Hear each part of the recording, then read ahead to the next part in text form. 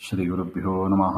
ಸೃಷ್ಟಿಸ್ಥಿತ್ಯಪ್ಯೇಹ ನಿಯತಿದೃಶಿತಮೋ ಬಂಧಮೋಕ್ಷಾಶ್ಚ ಯಸ್ಮಾದಸ್ಯ ಶ್ರೀಬ್ರಹ್ಮರುದ್ರಪ್ರಭೃತಿಸುರನರದ್ವೀಷಶತ್ರುತ್ಮಕಸ್ಯ ವಿಷ್ಣೋರ್ವ್ಯಸ್ತಾ ಸಮಸ್ತಾ ಸಕಲಗುಣನಿಧಿಃ ಸರ್ವದೋಷವ್ಯಪೇತಃ ಪೂರ್ಣಾನಂದೋ ವ್ಯಯೋ ಯೋ ಗುರುರಪಿ ಪರಮಃ ಚಿಂತೆಯೇತ ತನ್ಮಹಾಂತಂ.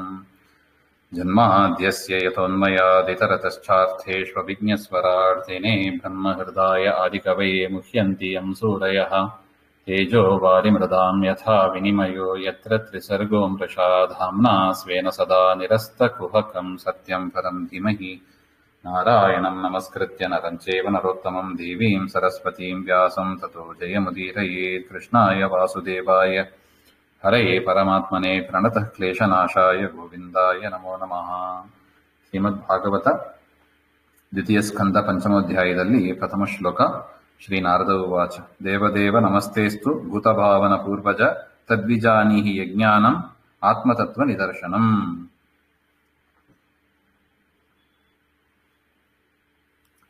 ಅಂದರೆ ಪರೀಕ್ಷಿತ ರಾಜ ಶುಕಾಚಾರ್ಯರನ್ನ ಪ್ರಶ್ನೆ ಮಾಡಿದರು. ಪರಮಾತ್ಮ ಸೃಷ್ಟಿಸ್ಥಿತಿ ಸಂಹಾರಗಳನ್ನು ಹೇಗೆ ಮಾಡ್ತಾನೆ? ಪ್ರಕೃತಿಯ 3 ಗುಣಗಳಿದೆ, ಸತ್ವಗುಣ, ರಜೋಗುಣ, ತಮೋಗುಣ ಅಂತ.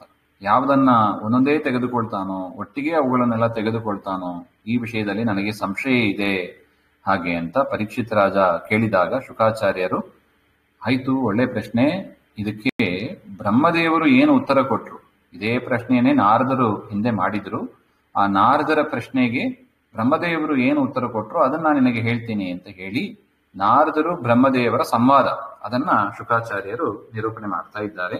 ಈ ಶ್ಲೋಕದಿಂದ ಶುರುವಾಗ್ತದೆ. ದೇವದೇವ ನಮಸ್ತೇಸ್ತು ಭೂತಭಾವನ ಪೂರ್ವಜ.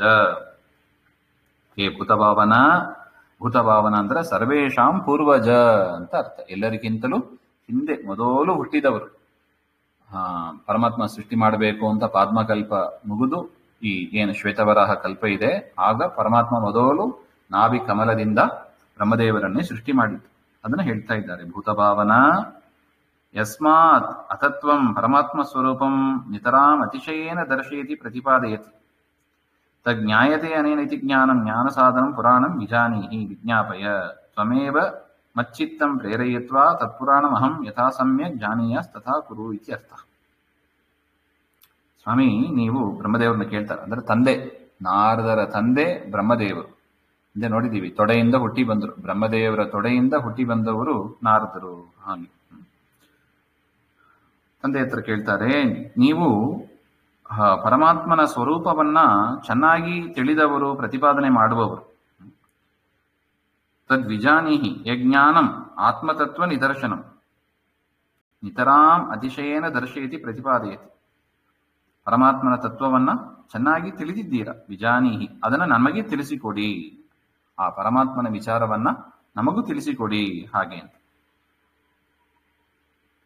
ತ್ವಮೇವ ಮಚ್ಚಿತ್ತಂ ಪ್ರೇರಯಿತ್ವ, ನನ್ನ ಮನಸ್ಸನ್ನ ಪ್ರೇರಣೆ ಮಾಡಿ ಆ ಪುರಾಣಗಳನ್ನ, ಪರಮಾತ್ಮನ ಕುರಿತಾದ ವಿಚಾರಗಳನ್ನ ಹೇಗೆ ನಾನು ಚೆನ್ನಾಗಿ ತಿಳಿಯುವೇನೋ ಆ ರೀತಿಯಾಗಿ ನನಗೆ ಅನುಗ್ರಹ ಮಾಡ್ರಿ. ಬ್ರಹ್ಮದೇವರು ಅಂದ್ರೆ ಏನೋ ಹೊರಗಿನ ಟೀಚರ್ ಅಲ್ಲ ಅವರು.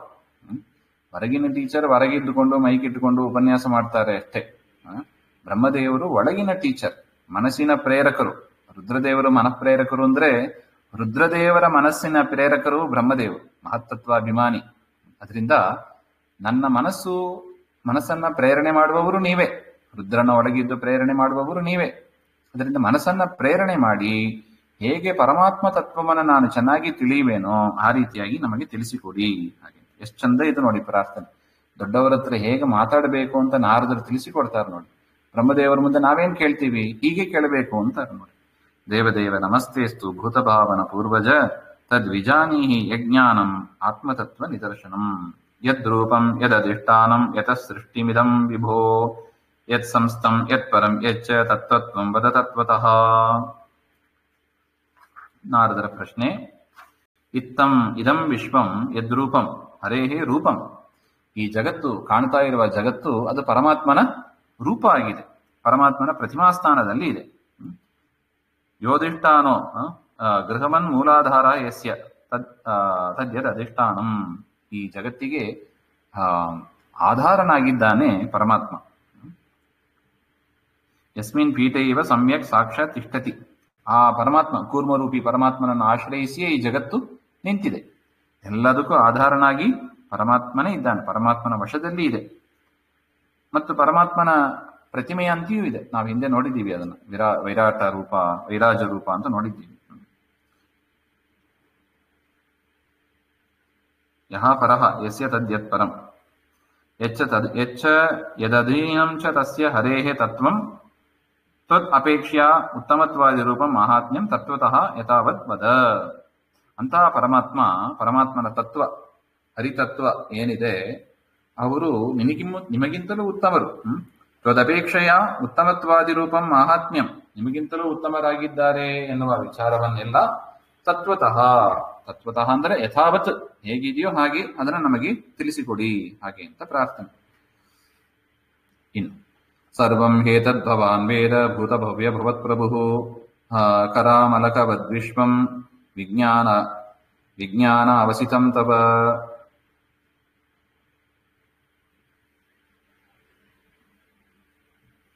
ನನಗೆ ಎಷ್ಟು ತಿಳಿಸಬೇಕೋ, ತಿಳಿಸಿಕೊಡಬೇಕೋ ಆ ತತ್ವಜ್ಞಾನ ನಿಮಗಿದೆ, ನನಗೆ ಗೊತ್ತಿಲ್ಲ ಅಷ್ಟೇ. ಅದರಿಂದ ನಾನೇನ್ ಕೇಳಬೇಕು, ಏನ್ ಕೇಳಬಾರ್ದು ನನಗೇನು ಗೊತ್ತಿಲ್ಲ. ನೀವೇ ಇದಕ್ಕೆ ಈ ವಿಚಾರದಲ್ಲಿ, ಪರತತ್ವ ವಿಚಾರದಲ್ಲಿ ವಿಸ್ತೃತವಾಗಿ ನನಗೆ ತಿಳಿಸಿಕೊಡಬೇಕು. ಯಸ್ಮಾದ್ಭೂತಂ ಜಾತಂ ಭವ್ಯಂ ಜಾಯಮಾನಂ ಪ್ರಭು ಯತಃ. ನಿಮಗೆ ನೀವೆಂಥವರು?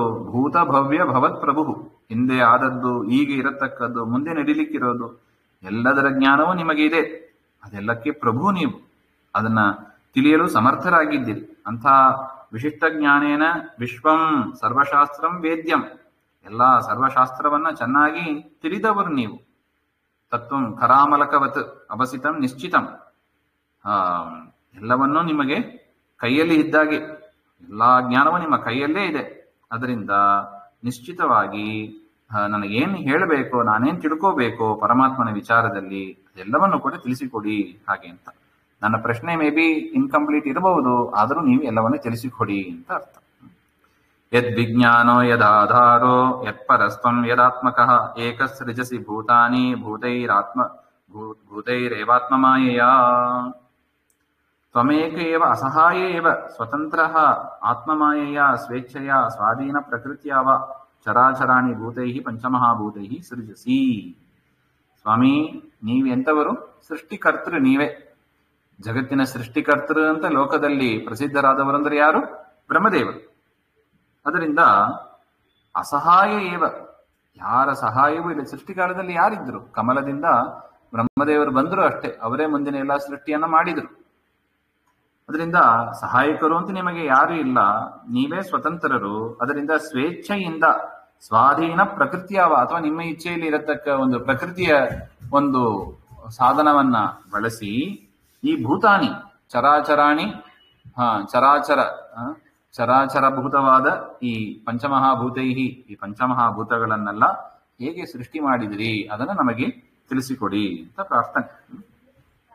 ಆತ್ಮನ್ ಭಾವಯಸೆ ತಾನಿ ನ ಪರಾಗ್ ಭಾವಯಸೆ ಸ್ವಯಂ ಆತ್ಮಶಕ್ತಿಂ ಅವಷ್ಟಭ್ಯ ಸೂತ್ರನಾಭಿರಿವಾಕ್ಲಮಃ ಸೃಷ್ಟ್ವಾ ತಾನಿ ಚರಾಚರಾಣ್ಯಾತ್ಮನ್ ಆತ್ಮನಿ.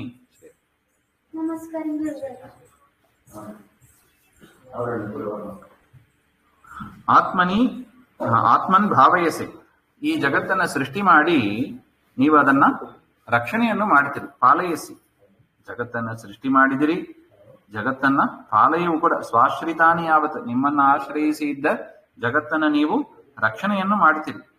ಭಾವಯಸೆ ಹಾಗೆಂದ್ರೆ ಪಾಲಯಸಿ ಅಂತ ಬರೀತಾರೆ.